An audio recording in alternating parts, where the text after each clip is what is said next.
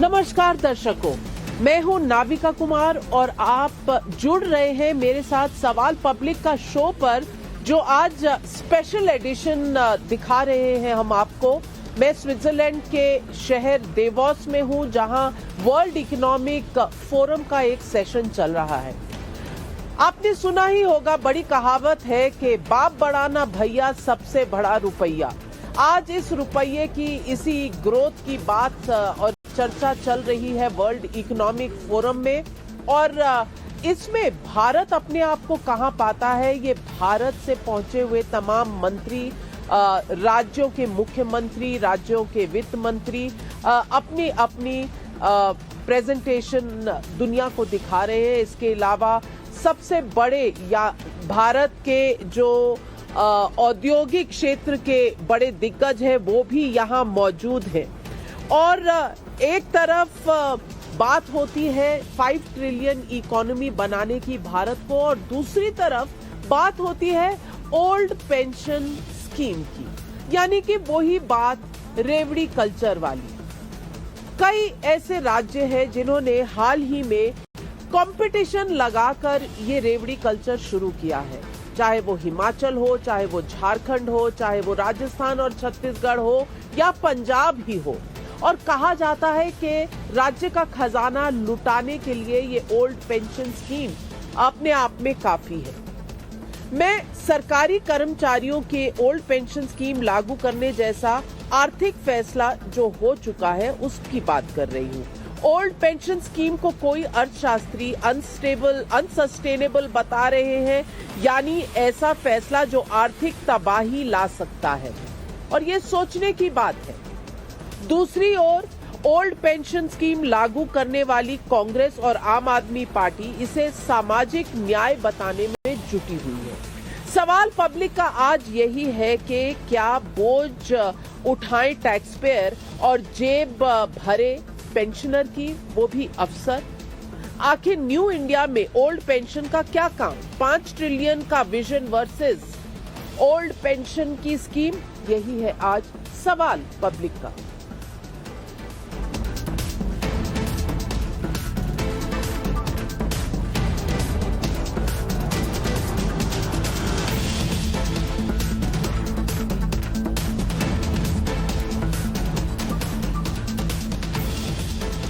OPS यानी old pension scheme दिसंबर 2003 में अटल सरकार ने बंद करा दी थी। 1 अप्रैल 2004 से सरकारी सेवा में आने वाले कर्मचारियों के लिए न्यू पेंशन खर्च लगातार बढ़ता चला जाता है, यानी कि आपके रिटायर हुए पेंशनर्स, उनकी तादाद बढ़ती चली जाती है सार दर से। हमेशा इस मुद्दे पर इस बात की है कि आप पुराने रिटायर्ड कर्मचारियों को पैसा देते जाएंगे या समाज सेवा जैसे स्कीम्स हैं उनमें लागू करेंगे, क्योंकि देश की कुंजी एक ही होती है। जैसे आप अपने घर का खर्चा चलाते हैं, आपका बजट तय रहता है, आपके घर की आमदनी इतनी है, आपको उसी में गुजारा करना है। अब उसमें चाहे आप पेंशन के पैसे निकाल दीजिए या आप हेल्थ केयर, एजुकेशन के पैसे करिए।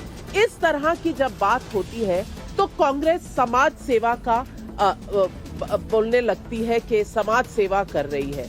न्यू पेंशन स्कीम लागू होने के बावजूद 2020-21 में 1990-91 के मुकाबले केंद्र का पेंशन बिल 60 गुना, राज्यों का पेंशन बिल 125 गुना बढ़ चुका था।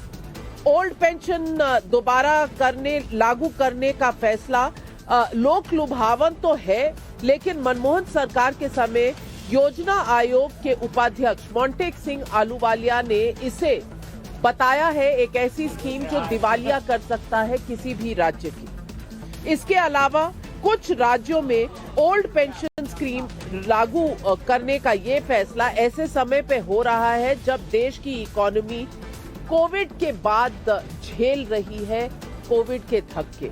लेकिन मैं ये भी बता दूं कि वर्ल्ड इकोनॉमिक फोरम की इस समिट शुरू होने से पहले फॉरेन में जो ग्लोबल रिस्क रिपोर्ट 2023 जारी की है, उसके मुताबिक शॉर्ट टर्म में सबसे बड़ा risk cost of living crisis का, यानी जीवन का जो आपका अपना खर्चा है, उसका खर्च सबसे बड़ा संकट है, खास करके डेवलपिंग नेशंस। सुनिए मोंटेक सिंह अहलूवालिया ने क्या कहा। Well, I certainly share the view that this move is absurd. I mean, it's a recipe for just financial bankruptcy. The big advantage of those who push the move is that bankruptcy will come 10 years later. So I think there's no, as an economist, I have nothing to say. The system must prevent both political parties or parties in power not to take steps that will lead inevitably to a financial disaster. अगर 60 साल तक देश जो है OPS लागू करके और pension देकर के भी विकास कर सकता है, तो क्या एक इंसान को जो नौकरी कर रहा है कर्मचारी, क्या उसको जिंदगी में बुढ़ापे के अंदर सिक्योरिटी महसूस करने का अधिकार नहीं है? क्या मैं एक सवाल पूछता हूँ। तो आज पब्लिक का सवाल यही है कि कुछ राज्यों में ओल्ड पेंशन स्कीम लागू करने का फैसला देश में खुशहाली लाएगा या बर्बादी। सवाल नंबर 2 ये भी है कि क्या आत्मनिर्भर भारत के सामने हिंदू रेट ऑफ ग्रोथ वाला आर्थिक विजन है या इससे ऊंचा। सवाल नंबर 3, अगर रेवड़ी कल्चर से सरकारें बनेंगी तो क्या देश $5 ट्रिलियन वाली इकोनॉमी बन पाएगा। यही है आज सवाल पब्लिक का। और आइए सवालों के जवाब लेंगे। हमारे साथ आज जुड़ रहे हैं बीजेपी के प्रवक्ता तुहीन सिन्हा जी, इकोनॉमिस्ट हैं, और साथ रवि श्रीवास्तव जी हैं जो आम आदमी पार्टी को सपोर्ट करते हैं। अब की सरकार ने कुछ सोचा समझा भी होगा, और तब के आपके जाने माने अर्थ शास्त्री जो मोंटेक सिंह अहलूवालिया रहे हैं, उनका भी कहना है कि ये बैंकरप्सी की तरफ राज्यों को ले जाएगा। मैं कोई भी इस वक्त राजनीतिक सवाल नहीं पूछ रही, मैं ये पूछ रही हूँ कि क्या हम भारत को ऐसी स्कीमों से आगे ले जा पाएंगे। चलिए, कम से कम आपने नाम सरनेम तो ठीक में बाद में प्रोनाउंस कर दिया। मैं ये देश के सामने करोड़ों दर्शक जो ये शो देख रहे हैं उनको बताना चाहता हूं कि मोदी सरकार जब भी प्रतिपक्षी दलों की योजनाओं की आलोचना करना चाहती है या घबरा जाती है तो वो इसी प्रकार के नैरेटिव का सहारा लेती है। मुझे दुख हुआ, आरबीआई ने अभी फाइनेंशियल स्टेबिलिटी रिपोर्ट दी थी। कब? जब मोदी सरकार ने जनहित की योजनाओं को रेवड़ी कल्चर बताना प्रारंभ किया।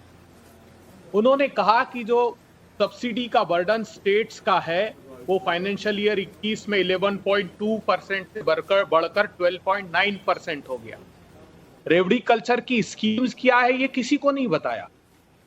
मैं पूछना चाहता हूं देश की सरकार से कि क्या जब 12 करोड़ लोगों के रोजगार छीन लिए गए हों, 84 करोड़ लोगों की आमदनी कम हो गई हो और देश के 5 अरबपतियों के पास अगर देश की 60% संसाधन का प्रवाह बढ़ गया हो तो अंतिम पंक्ति में खड़े हुए लोगों को अगर न्याय देने के लिए राज्य सरकारें कोशिश करती है तो क्या आप उसको रेवड़ी कल्चर कहेंगे? प्रधानमंत्री जी, मैं नविका जी से पूछना चाहता हूं, एक शो उठाकर बता दीजिए जब हर्ष गोयनका के ट्वीट पर आपने एक शो किया हो जिसमें हर्ष गोयनका ने कहा कि 99% तक हेयर कट पीएमओ दिया जा रहा है एनसीएलटी में, 8-8 हजार करोड़ की कंपनियों को 300 करोड़ रुपए में सेटल किया जा रहा है, 5.5 लाख करोड़ रुपए कंपनियों का माफ किया, तब क्या कोई शो किया था?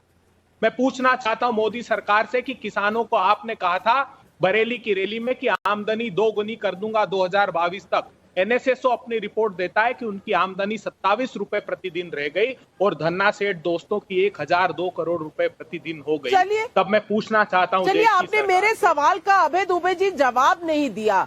मैं ये कह रही हूँ, मैं बिल्कुल आपके साथ सहमत हूँ कि पंक्ति में आखिरी खड़ा व्यक्ति उसकी मदद होनी चाहिए, लेकिन क्या ओल्ड पेंशन स्कीम उनकी मदद करता है या अफसरों की मदद करता है, इस बात का आपने जवाब नहीं दिया। तुहीन सिन्हा जी, अभय दुबे जी ने जो मुद्दे उठाए हैं उनका सीधा जवाब दीजिए। नमस्ते नाविका जी। देखिए, आज सरकार और ऑपोजिशन के बीच के फॉल्ट लाइंस आज जितने स्पष्ट हैं उतने पहले कभी नहीं थे। ये सरकार चाहती है कि देश को सर्वोत्तम और विकास काल में ले जाए, लेकिन ये ऑपोजिशन चाहती है कि देश को पिछले 3 दशक पीछे ले जाए। जब आप ओपीएस की बात कर रही हैं, मैं आपको याद दिलाना चाहूंगा कि वाजपेयी जी की सरकार ने जो उस समय के चुनाव थे 2004 चुनाव को की परवाह न करते हुए ये एक बहुत इंपॉर्टेंट रिफॉर्म किया था। जब से इकोनॉमिक पॉलिसीज बदली हैं तब से बहुत सारे चेंजेस आए हैं। एक समय था उस वक्त जबकि लोगों के वेतन बहुत कम होते थे, लोग वेट करते थे कि रिटायरमेंट के बाद एक बड़ी रकम मिलेगी। उस समय अफोर्डेबल हाउसिंग पॉलिसीज का स्कीम्स का अभाव था, उस समय हेल्थ पॉलिसीज का अभाव था। आज जो है युग बदल गया, उन सारी चीजों की वो सारी जरूरतें जो है लोगों की पूरी हो रही है। आज के युग में जब प्रधानमंत्री ने एक बहुत स्पष्ट टारगेट रखा है $5 ट्रिलियन इकोनॉमी, वो तो हम अगले 2 साल में हासिल कर लेंगे, लेकिन जो उसके बाद के टारगेट्स रखे हैं कि 2047 तक जो है भारत एक विश्व गुरु हो, वर्ल्ड के 2 सबसे बड़े इकोनॉमीज में भारत की गिनती हो, वहां कहीं ना कहीं ये जो नकारात्मक सोच है ऑपोजिशन की कि किसी भी तरह देश को बेचकर हम सत्ता हासिल करें, वो इस देश को 2034 तक जो है बैंकरप्ट कर देगी। और ये मैं नहीं कह रहा हूं, इस देश में वाजपेयी जी की सरकार 2004 में चली गई थी। उसके बाद अगर 2 सबसे बड़े हिमायती, 2 सबसे बड़े एडवोकेट्स ये न्यू पेंशन स्कीम के थे, तो वो थे डॉक्टर मनमोहन सिंह और मोंटेक सिंह अहलुवालिया, क्योंकि दोनों को इकोनॉमी की समझ थी। राहुल गांधी को इकोनॉमी की समझ नहीं है। वो किसी भी हालत में, कल जो है प्रियंका गांधी जाके कहती है कर्नाटक में कि हम सभी महिलाओं को 2000 रुपये मासिक देंगे। एक तो ये वहां जो महिलाओं का जो ग्रोथ है उसको वो अंडर एस्टिमेट कर रही है। आज महिलाओं को इस तरह के एम्पावरमेंट नहीं चाहिए। जब हम सामाजिक न्याय की बात करते हैं तो सामाजिक न्याय के तरीके हमारे लिए अलग हैं। 10 करोड़ घरों में जब हम नल से जल प्रोवाइड करते हैं, वो हमारे लिए सशक्तिकरण का एक जरिया है। उस तरह से हम सामाजिक न्याय देते हैं लोगों को। जहां 39% सैनिटेशन कवर था, आज अगर 100% सैनिटेशन कवर है तो रेवड़ी कल्चर पर डेफिनेशन पूछा गया था, आपने भी उसका जवाब नहीं दिया। लेकिन मैं वरिष्ठ पत्रकार आशुतोष जी हमारे साथ जुड़ रहे हैं। आशुतोष जी, मेरा सवाल आपसे है, राजनीति अपनी जगह है, देश की अर्थव्यवस्था अपनी जगह है। अगर कोई स्कीम ऐसी होती है जो गरीब से भी गरीब लोगों की मदद करती है तो शायद ये वेलफेयर स्टेट की निशानी है, इस पर बहुत विवाद नहीं हो सकता। लेकिन ओल्ड पेंशन स्कीम लागू करना क्या गरीबों की मदद करना है? और क्या इस समय माफ कीजिएगा, जब हम 21वीं शताब्दी में जूझ रहे हैं, पोस्ट कोविड वर्ल्ड से वॉर चल रहा है, एनर्जी प्राइसेस हाई है, रिसेशन की तरफ हम देख रहे हैं, बहुत से यहाँ डेवलप्ड नेशंस में रिसेशन की चर्चा भी हो रही है, उस बीच में क्या इस तरह की स्कीम्स राज्यों की मदद कर सकते हैं, सिर्फ वोट के लिए या गरीबों के लिए? देखिए नाविका, मुझे लगता है कि इस पूरे मसले पर एक बहुत ही होलसम तरीके से बातचीत होनी चाहिए। सिर्फ एक सरकार को जिम्मेदार ठहराने से काम नहीं चलने वाला। अभी मेरे पास एक रिपोर्ट है, ये रिपोर्ट सीएमआई की रिपोर्ट है, जो कहती है कि 2022 में और 2020 की तुलना में करीब 1.5 करोड़ लोगों की नौकरियां गई हैं।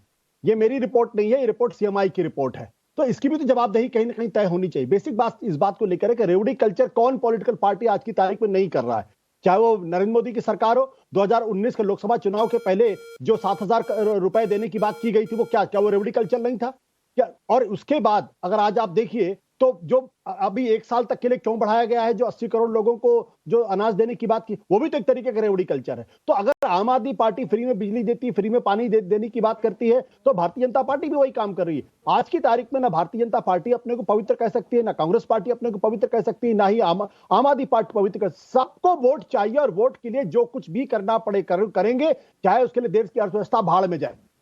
कहीं ना कहीं ये जिम्मेदारी तो फिक्स होनी पड़ेगी ना। तो मुझे लगता है कि अगर देश के प्रधानमंत्री इस बारे में चिंतित हैं। आशुतोष जी, हमें रेवड़ी कल्चर में भी फर्क करना पड़ेगा। क्या कोविड के दौरान गरीबों को राशन देना, क्या ये रेवड़ी कल्चर कहलाएगा? क्या आयुष्मान भारत, जहां सोशल सिक्योरिटी का नेट नहीं है हमारे जैसे देश में, वहां गरीबों को आयुष्मान भारत देना, क्या ये रेवड़ी कल्चर कहलाएगा? आपको तय करना पड़ेगा कि रेवड़ी कल्चर है क्या और खजाना लुटाना है क्या। और मैं आनंद मोहन जी जो अर्थशास्त्री हैं उनसे पूछना चाहूंगी कि आपकी परिभाषा रेवड़ी कल्चर की क्या है और ओल्ड पेंशन स्कीम किस क्लासिफिकेशन में आता है, रेवड़ी कल्चर में आता है या निचले तबके के लोगों को एक संरक्षण देने के काम में आता है? नाविका जी, सबसे पहले तो मेरा नाम अरविंद मोहन कर लें और देखिए मैं पॉलिटिक्स से अलग होकर के बात करना चाहूंगा। डॉक्टर अरविंद मोहन, सबसे पहले ये समझना पड़ेगा जी, मैं -10 डिग्री में खड़ी हूँ, पहले हमें ये समझना होगा आपसे डॉक्टर अरविंद मोहन। नहीं, आई कैन अंडरस्टैंड दैट। मेरा अनुरोध ये होगा कि हमें अगर ये $5 ट्रिलियन की इकॉनमी को अचीव करना है तो यहां से ग्रोथ हमें लगभग चाहिए 65-66% की। वो 2 साल में हम अचीव करेंगे कि 5 साल में करेंगे, अलग मुद्दा है। स्टेट्स की बात करें, उत्तर प्रदेश कह रहा है कि हम 5 साल में $1 ट्रिलियन इकॉनमी बना देंगे। Annual growth rate required 32%। 1950 से लेके आज तक हमारी जो ग्रोथ आई है ये इन्वेस्टमेंट के माध्यम से आई है, इंफ्रास्ट्रक्चर के माध्यम से आई है। आज अगर हम उसी इन्वेस्टमेंट पे फोकस करना चाहें तो बमुश्किल जो आपकी सेविंग्स और इन्वेस्टमेंट देश में है, डिफरेंट रिपोर्ट सजेस्ट करती हैं करीब 30% है। इससे जो हम मैक्सिमम ग्रोथ रेट अचीव कर पाएंगे वो 7% के करीब है। इसके बियॉन्ड जो ग्रोथ आपको चाहिए, 7% से आप $5 ट्रिलियन इकॉनमी या यूपी जैसे स्टेट में $1 ट्रिलियन इकॉनमी नहीं अचीव कर सकते। वो आएगी कहां से ही समझना पड़ेगा। हमारा जितना भी निवेश आता है इसका लगभग 95% डोमेस्टिक सेविंग से आता है। ये विदेशी निवेश है, विदेशी सेविंग से नहीं आता है। और ये डोमेस्टिक सेविंग आती है डेमोग्राफिक डिविडेंड से। डेमोग्राफिक डिविडेंड का मूल तौर पे मतलब यह है कि हमारी जो वर्किंग पॉपुलेशन है 15 से 60 वाली, इसका अनुपात डिपेंडेंट पॉपुलेशन की तुलना में ज्यादा है। हम यंग पॉपुलेशन है, इसका एडवांटेज हिंदुस्तान को मिलता रहा है। अब धीरे धीरे हमारी एज बढ़ रही है, एवरेज एज हिंदुस्तान की बढ़ रही है, जिसकी वजह से डेमोग्राफिक डिविडेंड का एडवांटेज आपका कम हो रहा है। अब ये बाकी जो ग्रोथ है या तो ये आपकी टोटल फैक्टर प्रोडक्टिविटी से आएगी या इस डेमोग्राफिक डिविडेंड को आपको बढ़ाना पड़ेगा। इसके कुछ आसान ऑप्शन हो सकते हैं। एक ऑप्शन है आपके सामने कि महिलाओं का पार्टिसिपेशन रेट 15 से 60 वाला जो ग्रुप है वो बमुश्किल 18% के करीब है। अब आसानी से बढ़ा सकते हैं। स्टेट्स में आपका जो सीडी रेशियो है, क्रेडिट डिपॉजिट रेशियो है, ये उत्तर प्रदेश जैसे स्टेट में 40-43% के बीच में है। हम आसानी से, ज़्यादा स्टेट्स का यही हाल है, हम बढ़ा सकते हैं। आप अगर सिर्फ टबैको को बैन कर दीजिए तो हिंदुस्तान शामिल होती है या नहीं, मैं इस पर आपका वर्डिक्ट चाहती हूँ अरविंद मोहन जी।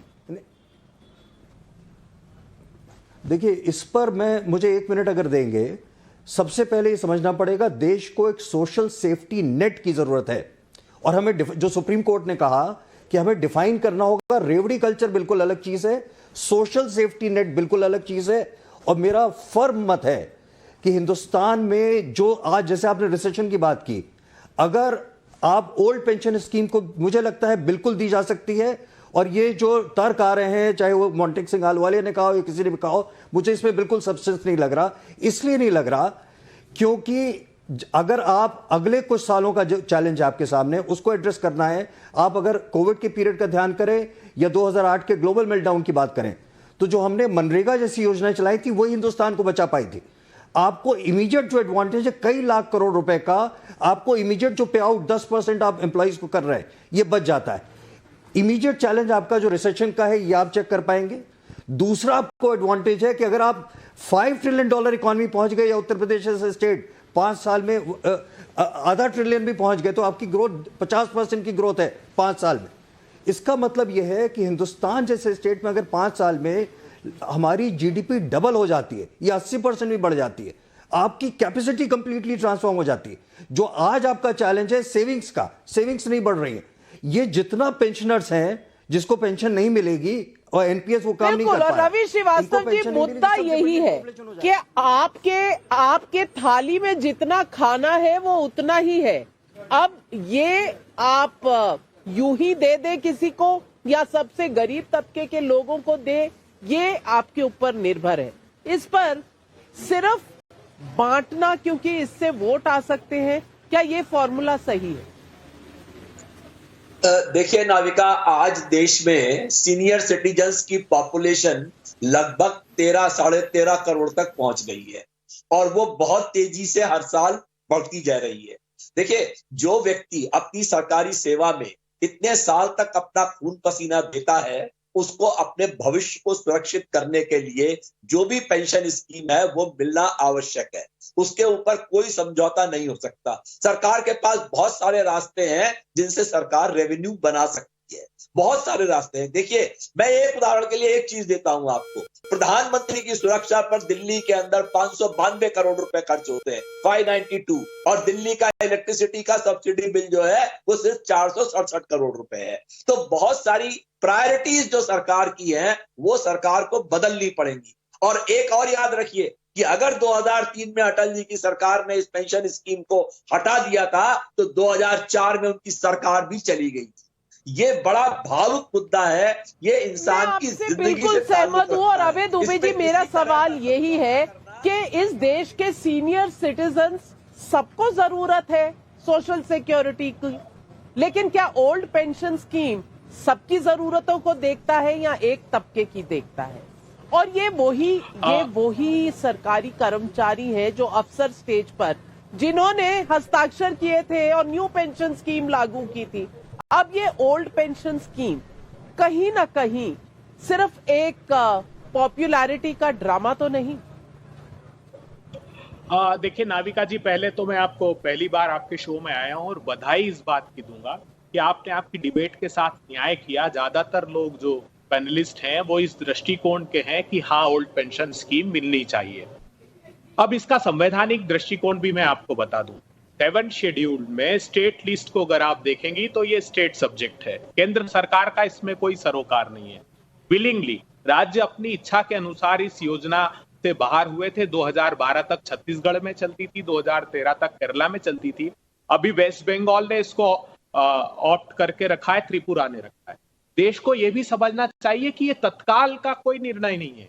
2005 के बाद जो रिटायर होंगे लोग वो 28-30 साल की सेवा अर्थात 2035 तक, उसके बाद अब आप लेटेस्ट में आई मर्सर ग्लोबल पेंशन इंडेक्स की रिपोर्ट देख लीजिए।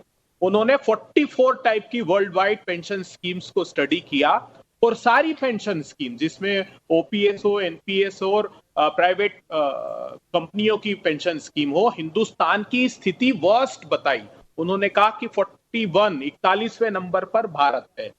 अब जितनी बार भी हम लेकर आए, हमने 86 करोड़ लोगों को भोजन के अधिकार का कानून लोकसभा में 2013 में लेकर आए, तो सुषमा स्वराज जी मुझे याद है कहती थी पैसे कहां से लाएंगे, ये देश आर्थिक रूप से इतना सक्षम नहीं कि ये काम कर पाए, हमने करके दिखाया। अभी मनरेगा का उदाहरण दिया, 14 करोड़ लोगों को उससे पोषित किया जाता है। हम जब किसानों के लिए 4 गुना ज्यादा मुआवजे का कानून भूमि के अधिकार का लेकर आए थे, तब भी ये लोग कहते थे कि ये संभव नहीं है, वो संभव करके दिखाया।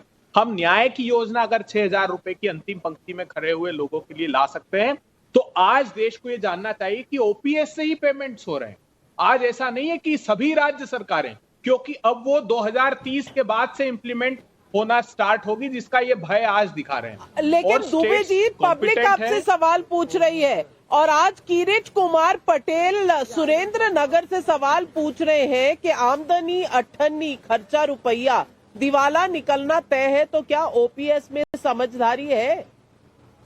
नहीं, देखिए मैं देश के लोगों को ये साफ बात बता दूं कि केंद्र सरकार का रवैया ये हो सकता है कि वो सिर्फ चंद पूंजीपति धन्ना सेठों को लाभ पहुंचाए। क्या कह रही स्टैंडिंग कमेटी ऑन कॉमर्स की रिपोर्ट कि चीन के इंपोर्ट ने आपके एमएसएमई को तबाह कर दिया। $100 बिलियन से ज्यादा का इंपोर्ट आपने किया है।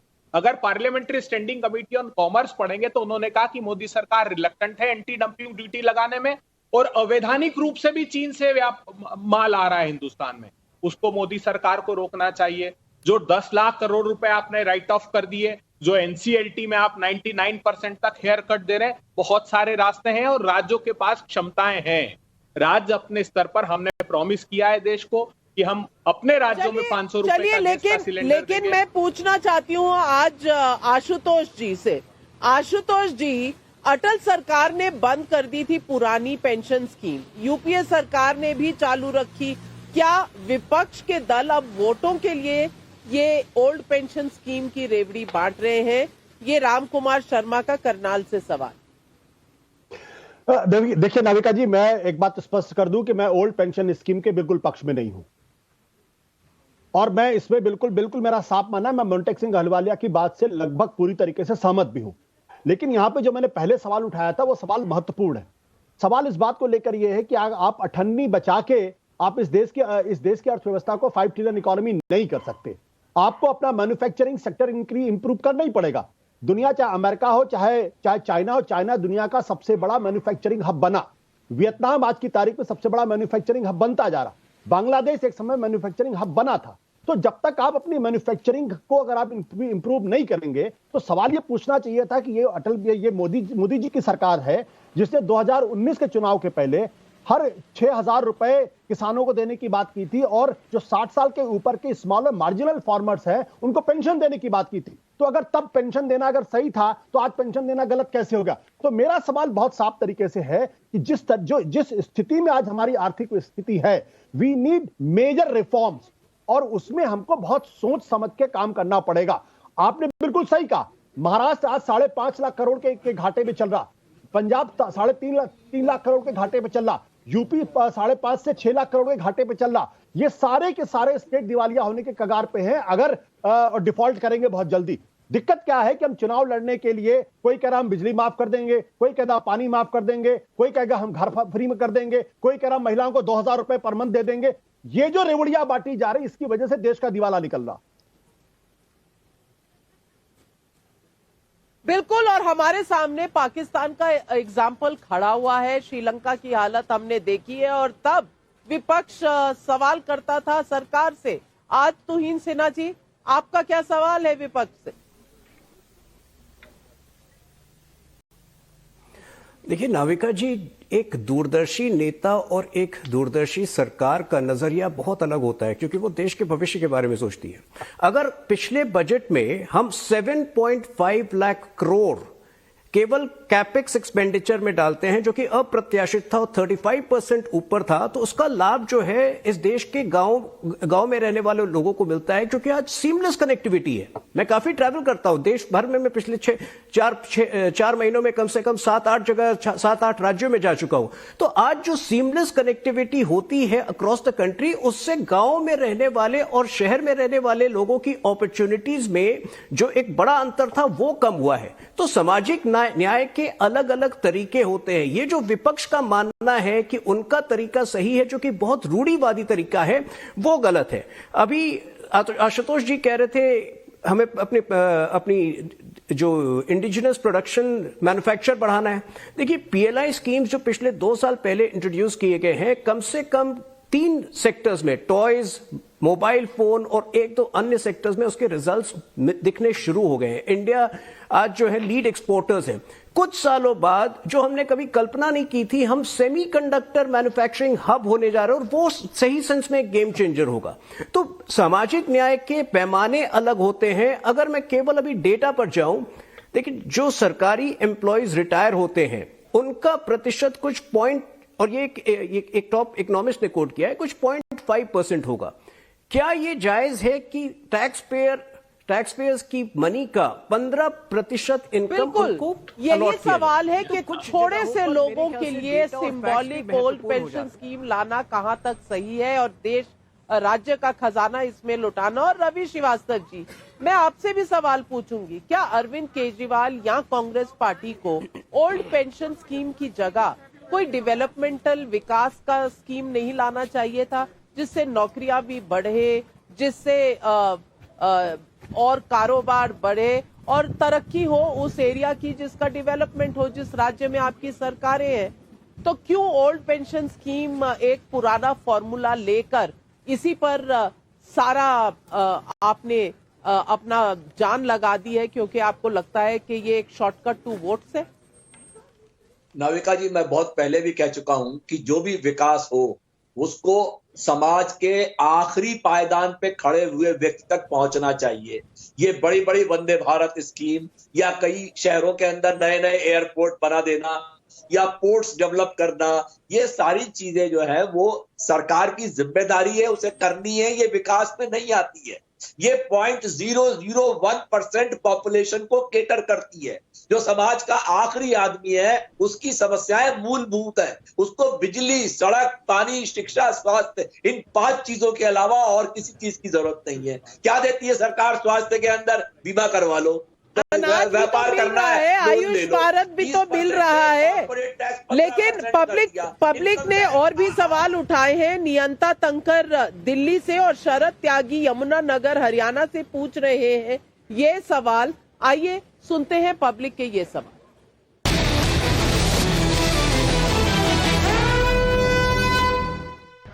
ओल्ड पेंशन स्कीम की बड़ी बात हो रही है, लेकिन ऐसी स्कीम इंक्लूसिव कैसे हो सकती है जिसका फायदा आबादी का सिर्फ एक वर्ग उठा सकता है? क्या भारत की संस्कृति यही कहती है कि बुजुर्गों को उनके हाल पर छोड़ दो, फिर ओल्ड पेंशन स्कीम का विरोध क्यों?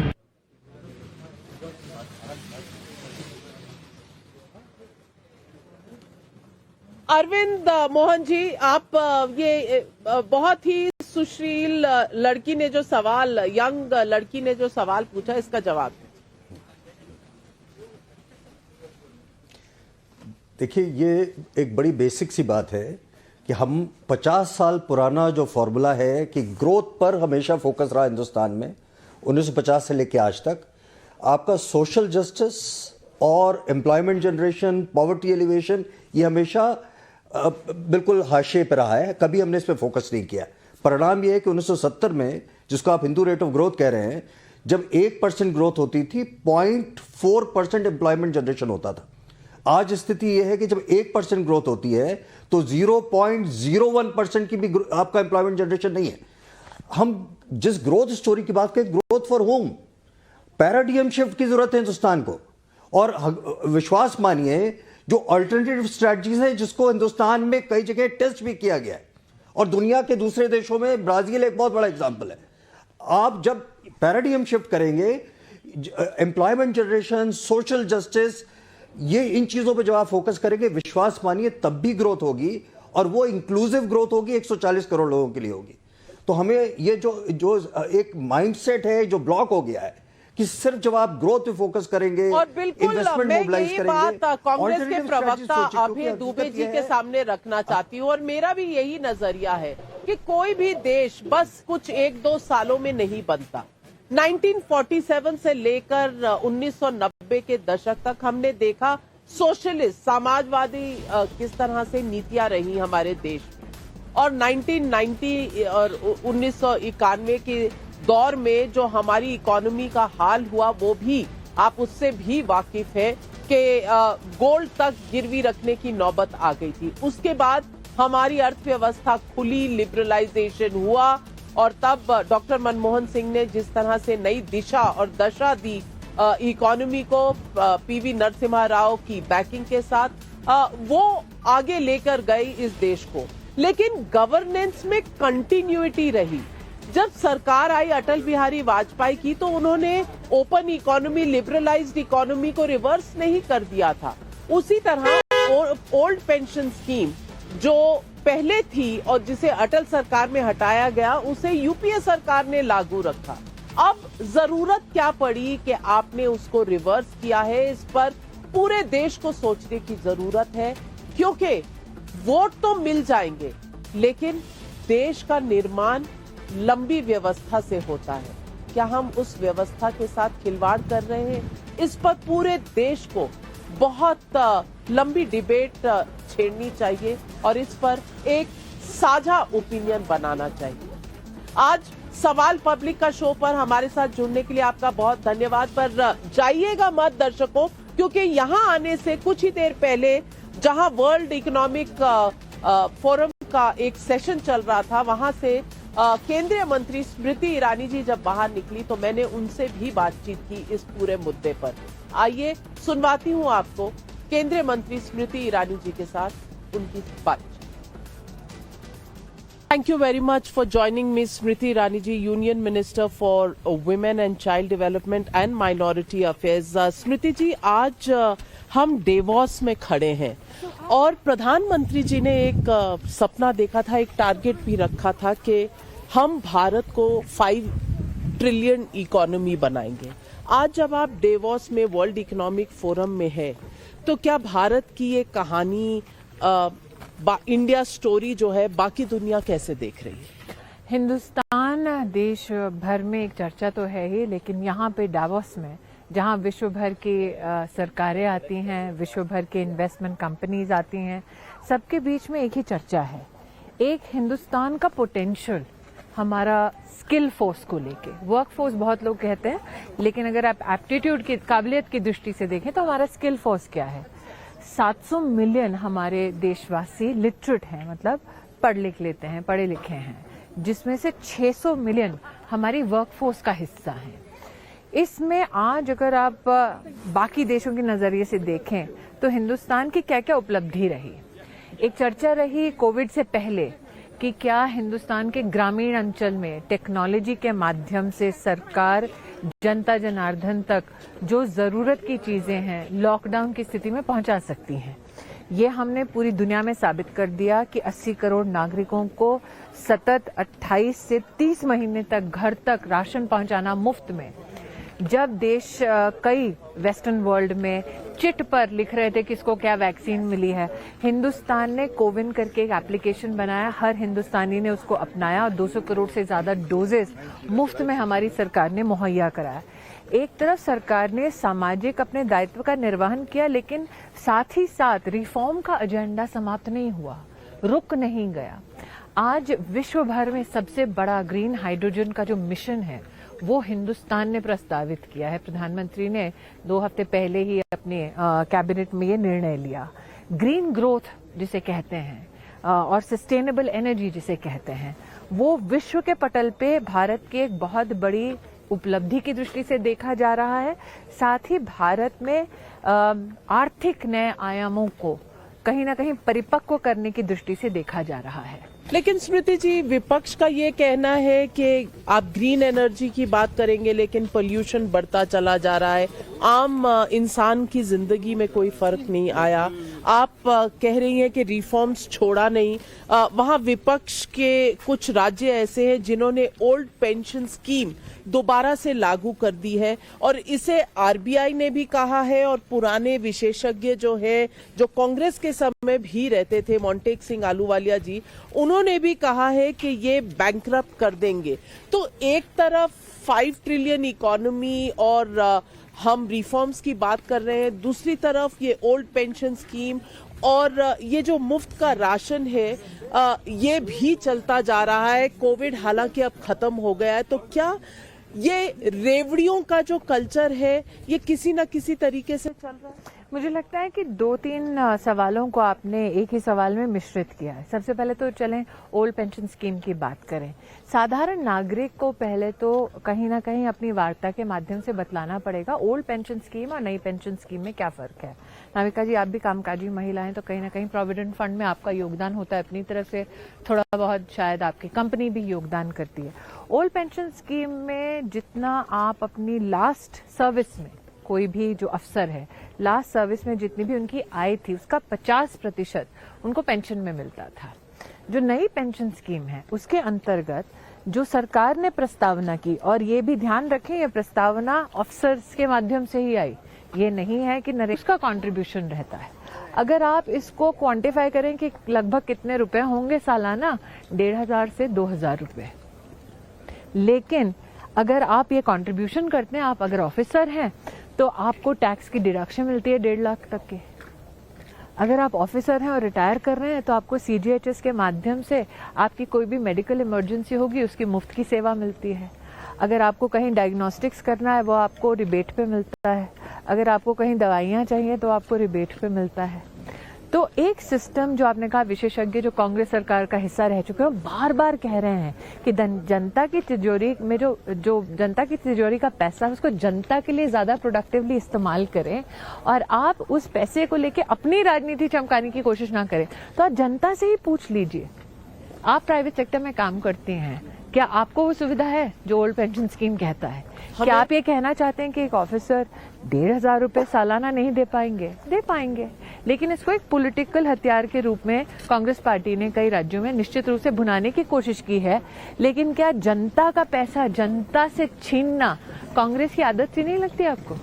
लेकिन रेवड़ियां तो फिर आपकी सरकार भी बेच रही। मैं इसलिए डिफर करती हूँ नामिका जी, आज यही एक चर्चा से मैं आपके सम्मुख उपस्थित हुई हूँ जो स्वास्थ्य के एक इकोसिस्टम से संबंधित है। हिंदुस्तान विश्व का सबसे बड़ा हेल्थ केयर सिस्टम चलाता है।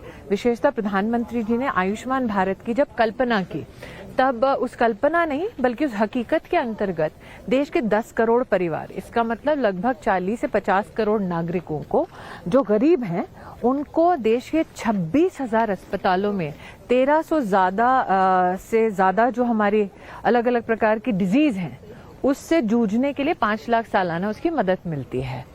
इसके अंतर्गत साथ ही अगर आप आज आंकड़ा देखें आयुष्मान भारत का तो हर मिनट में 26 से 28 लोग इसकी सेवा, गरीब लोग इसकी सेवा प्राप्त करते हैं और हर मिनट में लगभग 120 नए लाभार्थी आइडेंटिफाई होते हैं। अब आप अगर इसको इन्वेस्टमेंट की दृष्टि से देखें तो वो क्या इन्वेस्टमेंट है? अगर आप कहते हैं कि आज insurance backed, government backed health care system है तो क्या वो गरीब आदमी के हाथ में और कंजम्पशन और परचेजिंग पावर को बढ़ाता है? बिल्कुल बढ़ाता है, क्योंकि गरीब के ऊपर सबसे बड़ा बर्डन जो था वो हेल्थ केयर का बर्डन था। अब ये सरकार कहती है चलिए हम आपके इस बर्डन में इजाफा नहीं करते, इसको घटाते हैं।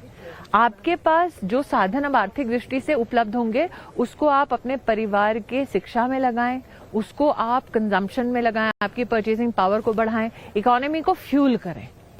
नहीं तो आप जो करें, अगर बूढ़े लोग हैं जिन्हें ओल्ड पेंशन स्कीम मिल रहा है, दोबारा कह रही हूँ उनकी ओल्ड एज में इन्वेस्टमेंट करना, मैं दोबारा कह रही हूँ। पहली बात, ओल्ड पेंशन स्कीम एक ब्यूरोक्रेसी से संबंधित चीज है, अफसर जो हमारे सिस्टम का एक हिस्सा है उनसे संबंधित है। वो अपनी जहां से वो रिटायर होते हैं जितना कमा रहे थे उसका 50% पाना उस स्कीम के अंतर्गत, और उसमें एक अफसर का कंट्रीब्यूशन 1,000-1,500 रुपए होना। आप मुझे कह रहे हैं कि जिनके पास हेल्थ केयर की फैसिलिटी है, जिनके पास ये सारी, और ये पूरा सिस्टम पॉलिटिशियन ने नहीं बनाया, ऑफिसर ने ही नियुक्ति है। आप बहुत ही सच्चाई से बताएं, क्या आप उनकी पीठ थपथपा सकते हैं? लेकिन कंपेटिटिव राजनीति तो है, ये जनता का पैसा है, लेकिन कॉम्पिटिटिव राजनीति है। एक ब्यूरोक्रेटिक सिस्टम ने इस सरकार में कहा जनता के पैसे को शिक्षा में डालिए, हेल्थ केयर में डालिए। अगर पैंडेमिक के दृष्टिकोण से 80 करोड़ नागरिकों को मुफ्त का राशन देना है उसमें डालिए। आपको इससे क्यों ऐतराज हो सकता है? अगर राजनीति में अगर अलग-अलग पार्टियां पॉलिटिक्स छोड़ दीजिए, भारत सरकार के अफसर अगर भारत की समृद्धि के लिए, भारत के संरक्षण के लिए निर्णय ले रहे हैं, और इस निर्णय का समर्थन वो लोग भी कर रहे हैं जो कांग्रेस को इकोनॉमिक एजेंडा बताते थे, इसमें आप बताइए गलती किसकी है? उनकी, जो कुछ भी करें ताकि सत्ता हथियाएं, और सत्ता हथियाने के बाद क्या करते हैं? 2 लाख करोड़ का बर्डन, आर्थिक बर्डन भारत सरकार लेती है ताकि जो एनर्जी सप्लाई सिस्टम्स हैं वो अफोर्डेबल हों। ठीक है, एक बहुत बड़ी चुनौती अंतर्राष्ट्रीय स्तर पे यूक्रेन और रशिया के जो इस वक्त हालात है उसको लेकर है, लेकिन जहां पर विपक्ष की पार्टी सत्ता में आती है, सत्ता में आने के बाद क्या करती है? तुरंत दाम बढ़ा देती है, और अगर पत्रकार जाके पूछे तो हमसे क्यों पूछो, जाओ उस मुख्यमंत्री से पूछो। तो इस प्रकार का पॉलिटिकल एरोगेंस जो विपक्ष में है उसके बारे में कहीं ना कहीं एक चिंतन भारत में है कि अगर वाकई में विषम परिस्थितियों से भारत को उभारना हो, और वो विषम परिस्थितियां ग्लोबल इकोनॉमी में दिखाई दे रही है, तो आपकी सही पॉलिटिकल चॉइस फॉर लीडरशिप क्या होगी? तो आज भी रेजोल्यूटली हिंदुस्तानी कहते हैं एक ही चॉइस है, नरेंद्र मोदी। लेकिन यहाँ डावोस में अगर कुछ राज्य इस तरह की एक्सट्रावेगेंट स्कीम्स में जाएं, रिफॉर्म्स से परे जाएं, तो दुनिया कैसे हमें देखती है एक देश के मामले से? क्योंकि कुछ लोगों का कहना है कि क्या ये सब करते हुए हम पाकिस्तान की तरफ नहीं पहुंच जाएंगे? नहीं, 2 चीजें हैं यहाँ पर। देश भर की अर्थव्यवस्था के जो विशेषज्ञ हैं, विश्व भर के जो अर्थव्यवस्था के विशेषज्ञ हैं, और इमर्जिंग टेक्नोलॉजीज में जो निवेश करते हैं, इमर्जिंग स्किल सेट्स में जो निवेश करते हैं, जो इन्वेस्टमेंट्स लेकर पार्टनरशिप्स को और भी समृद्ध करेंगे हिंदुस्तान में, उन सब का जमावड़ा चर्चा की दृष्टि से, निवेश की दृष्टि से, पॉलिसी मेकिंग की दृष्टि से, कॉर्पोरेट एंगेजमेंट्स की दृष्टि से यहाँ होता है। एक नैरेटिव रहा वर्षों वर्ष तक कि हिंदुस्तान की अर्थव्यवस्था को सुदृढ़ करने के लिए भारत सरकार इतनी प्रतिबद्ध नहीं है। यहाँ पर हिंदुस्तानी चाहे किसी भी राज्य से हो, और कई विपक्ष के भी यहाँ पर प्रतिनिधि हैं, लेकिन सबने सर्वसम्मति से प्रधानमंत्री जी के एक आह्वान को स्वीकार किया है, that when you say that a financial or an economic investment agenda or partnership fails in a state, it is not that state that fails, it is India that carries the burden. तो हमारे लिए हिंदुस्तानी होने के नाते घर पे जिसको जितना झगड़ना है, जिसको जितना द्वेष व्यक्त करना है, जिसको जितने झगड़े करने करें, लेकिन जब हिंदुस्तान के बाहर कदम रखें, हम याद रखें राष्ट्र हमारा है, चाहे राजनीति हमारी कोई भी क्यों नहीं।